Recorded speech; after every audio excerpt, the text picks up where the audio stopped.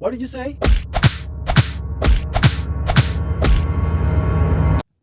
That's exactly what happened in 1905 when Japan defeated the Russian Empire. This was the Russo-Japanese War, a conflict that flipped global power on its head. Let me tell you how that happened. You see, at the turn of the 20th century, Russia was a giant empire stretching from Europe to the Pacific. Japan, on the other hand, was the so-called new kid on the block, a tiny island nation that had spent the last 40 years transforming itself from a samurai society into an industrial power.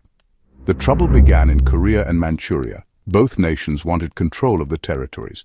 For Russia, Manchuria meant resources and warm water ports, something Russia desperately lacked. For Japan, Korea was a matter of survival. Whoever controlled Korea could easily threaten Japan itself. They negotiated. Japan said, "Fine, Russia, take Manchuria, but stay out of Korea." But Russia said no. They wanted both territories for themselves. The negotiations failed, but Russia assumed that Japan wouldn't dare challenge a European empire. That arrogant assumption would cost them their teeths. On the night of February 8, 1904, Japan struck first. Without warning, Japanese torpedo boats attacked the Russian fleet anchored at Port Arthur. Think of it as Pearl Harbor, only decades earlier.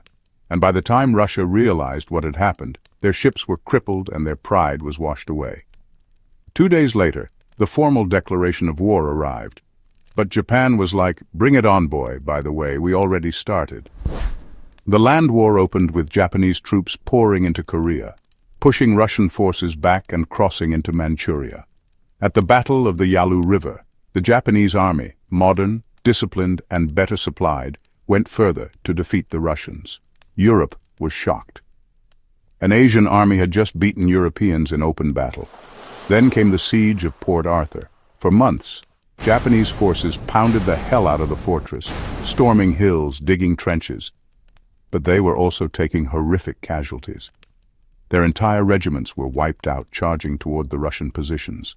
But slowly and relentlessly, they closed the noose. In January 1905, starving, battered, and hopeless, the Russian garrison surrendered. The jewel of Russia's Pacific Empire was gone. But while Port Arthur bled, massive battles erupted across Manchuria. At Mukden, nearly 600,000 men clashed in one of the largest battles the world had ever seen. The Japanese executed clever flanking maneuvers while the Russians blundered and retreated. By March 1905, Russia's land campaign had collapsed. But that's not all. The final humiliation came at sea in May 1905. Desperate, Russia sent its Baltic fleet all the way from Europe, around Africa, across Asia. 18,000 miles to try and relieve the situation. But as they entered the Tsushima Strait, the Japanese Navy under Admiral Togo was waiting to receive them in a brutal way. What followed was a massacre. In just 2 days, Japan destroyed or captured most of the Russian fleet. Out of 38 Russian ships, only a handful limped home. It was one of the most decisive naval victories in history.